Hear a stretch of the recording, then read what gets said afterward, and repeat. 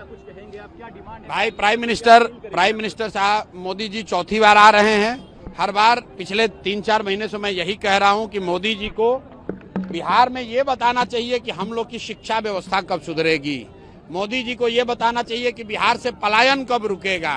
मोदी जी को ये बताना चाहिए कि यहाँ रोजगार फैक्ट्री कब होगा, ताकि बच्चों को गुजरात और महाराष्ट्र 10-12 हजार रुपए के लिए न जाना पड़े।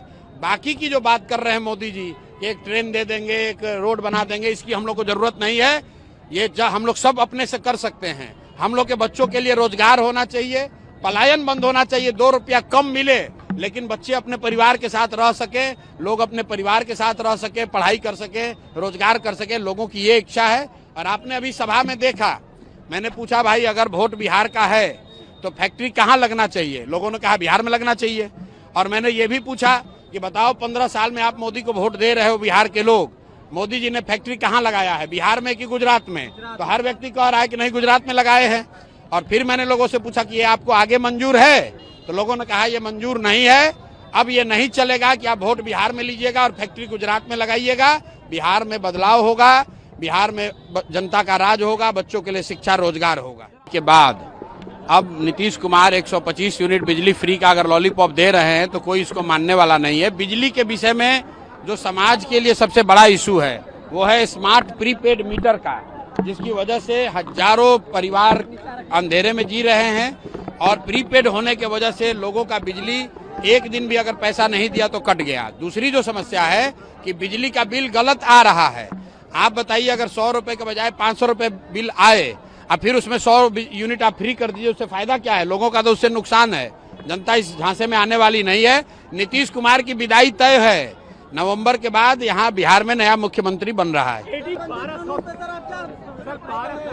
गोली मारी गई है भाई देखिए, पारस हॉस्पिटल में जो गोली चली है, हत्या हुई है, अभी कल भी मैंने आप लोगों को कहा है कि बिहार में कानून व्यवस्था की स्थिति लगातार बिगड़ेगी, अभी और बिगड़ेगी। इसलिए बिगड़ेगी कि पूरा पुलिस प्रशासन तो शराब से पैसा कमाने में, बालू माफियाओं के साथ साठगांठ करके पैसा कमाने में, घूस लेने में लगा हुआ है। जितने मंत्री हैं, जितने सरकार के लोग हैं, वो ट्रांसफर पोस्टिंग में करोड़ों रुपए का उगाही कर रहे हैं। तो आप जब पुलिस वाले शराब और बालू से पैसा कमाने में लगे हैं तो कानून व्यवस्था का काम कब करेंगे? तो ये स्थिति न सिर्फ अभी बिगड़ी है, आगे भी बिगड़ने वाली है। सरकार का इकबाल खत्म हो गया है। नीतीश कुमार मुख्यमंत्री के तौर पर काम नहीं कर रहे हैं, उनकी शारीरिक मानसिक स्थिति ऐसी नहीं है। ये बात पिछले कई महीनों से मैं कह रहा हूँ। परिवार का मुखिया, सरकार का मुखिया ही जब अचेतन अवस्था में रहेगा तो निश्चित तौर पर यह स्थिति होगी। ये स्थिति और भयावह होने वाली है। किसान अभी इस समय जो होते हैं वो फ्री होते हैं, इसलिए अपराध बढ़ रहा है। अब एडीजे लॉ एंड ऑर्डर को अगर ऐसा लग रहा है कि किसान जो है वो फ्री है इसलिए अपराध कर रहा है, तो ये उस अफसर की मानसिकता को दिखाता है, सरकार की मानसिकता को दिखाता है और ये बताता है कि बिहार में स्थिति दिनों दिन क्यों खराब हो रही है। जिम्मेवारी लेने के बजाय, अफसरों पर कार्रवाई होने के बजाय अफसर समाज पर, किसानों पर, मजदूरों पर इसका दोषारोपण कर रहे हैं।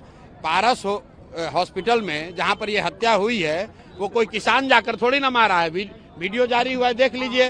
बाजाप्ता लोग 5 गन लेकर जा रहे हैं और जींस पैंट से और शर्ट से निकाल कर मार रहे हैं।